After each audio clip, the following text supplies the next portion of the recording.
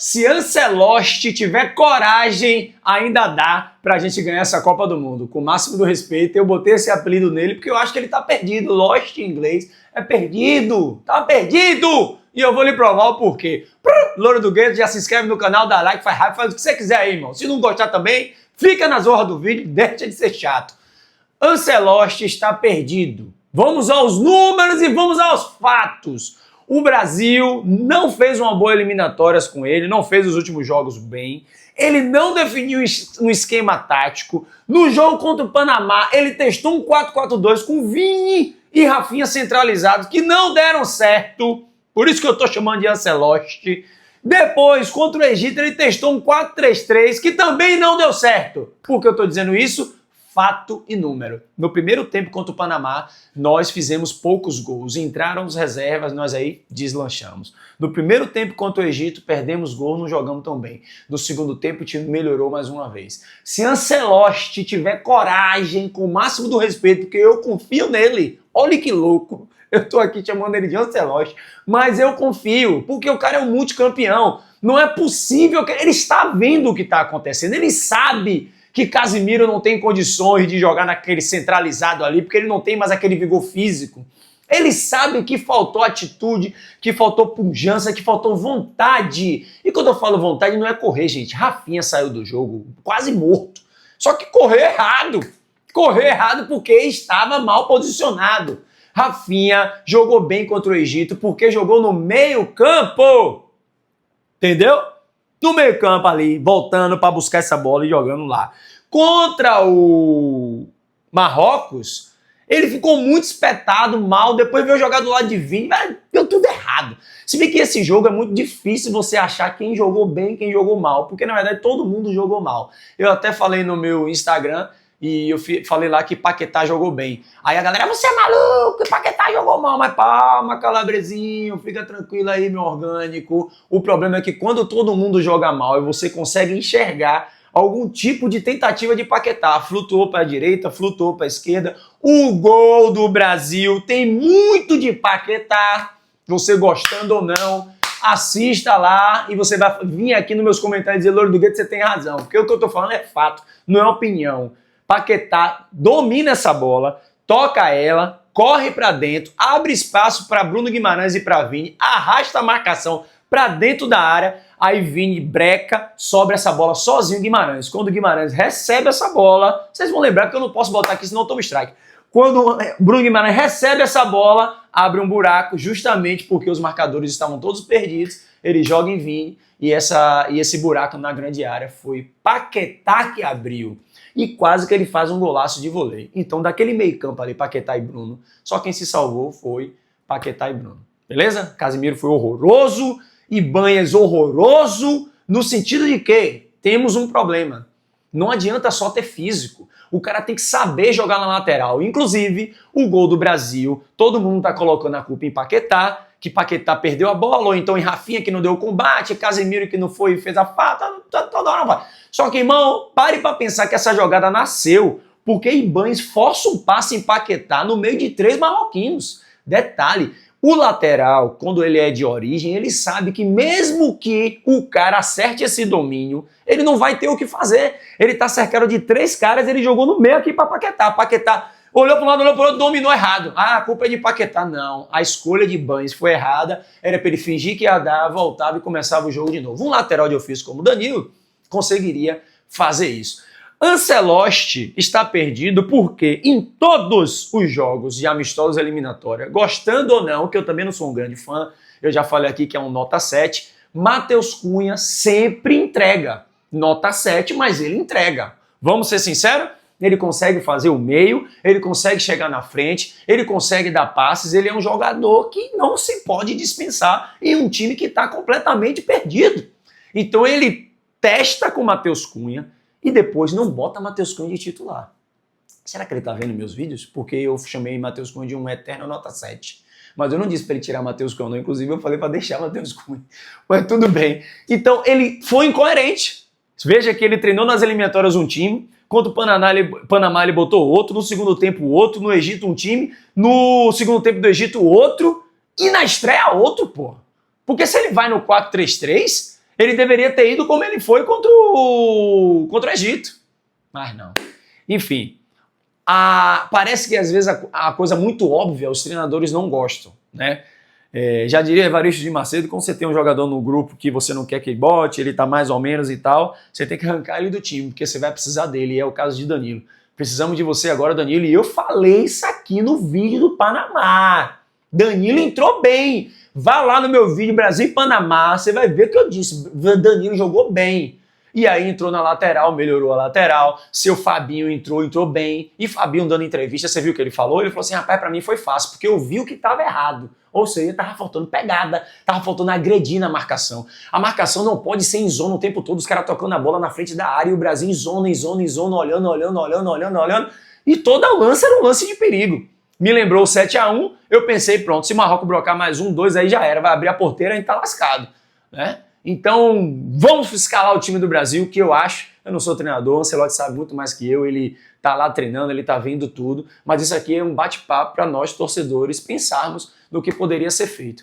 Se ele tiver coragem, essa Copa ainda tem chance, ainda tá salva. Se ele não tiver, anote a pedra aí, se Ancelotti não mudar umas 4 peças ou 5 aí, a gente cai no 16 avos ou nas oitavas de finais. E isso não é opinião, é só você assistir os jogos, ver como o Senegal tá jogando contra a França. Tá jogando agora. Eu tive que parar aqui para poder ver, para gravar esse vídeo.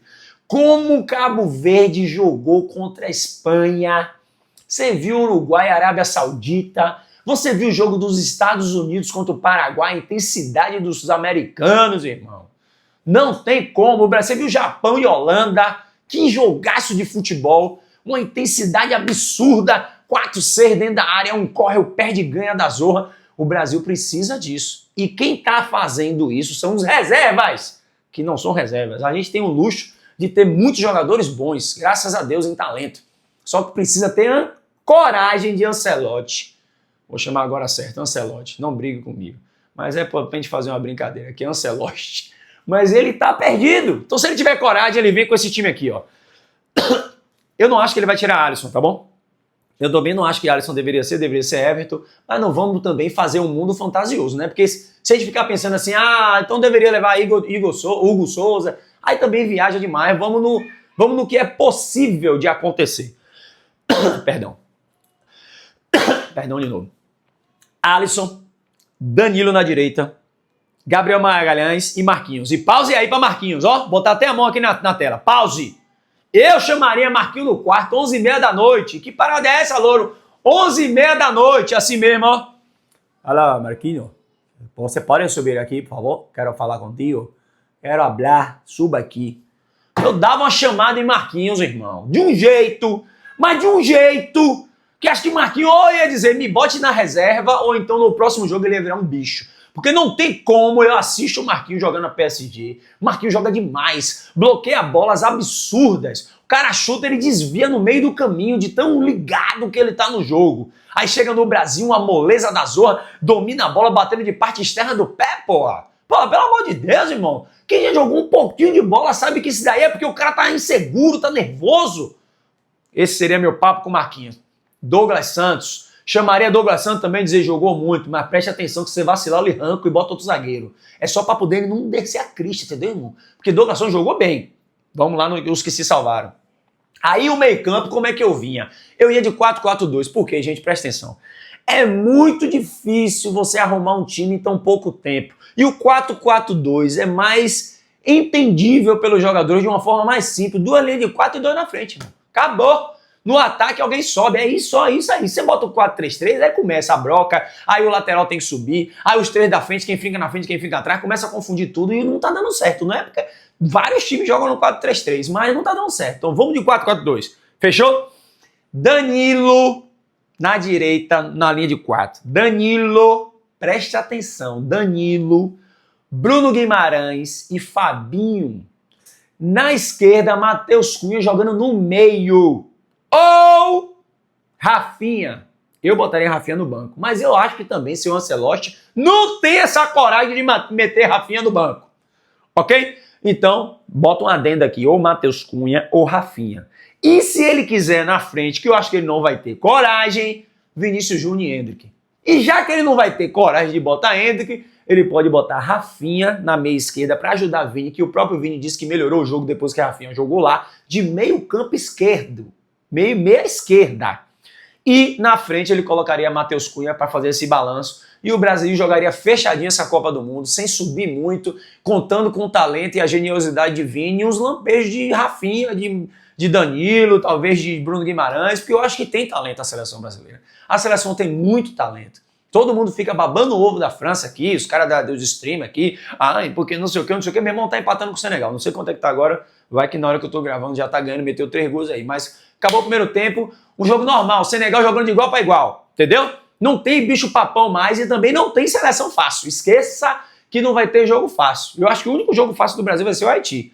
E depois disso, irmão, Escócia, não duvide o jogo ser duro, não duvide o jogo ser duro. Então vamos repetir a escalação, comenta aqui se você concorda comigo. Eu vou falar pelo que pode ser feito, não é exatamente o que eu acho que deveria ser, você entendeu? Alisson, Danilo, Magalhães e Marquinhos, com asterisco de lá no quarto, dá 2 desgramas com ele, 2 desgraças. Na esquerda, Douglas, e outra chamada em Douglas para ele continuar, porque jogou muito bem. No meio, 4-4-2, na direita, vamos aqui, ó, 4-4-2, isso aqui é o meio, Danilo, Bruno Guimarães e Fabinho. Óbvio que ele desce um pouquinho para fazer essa cabeça da área.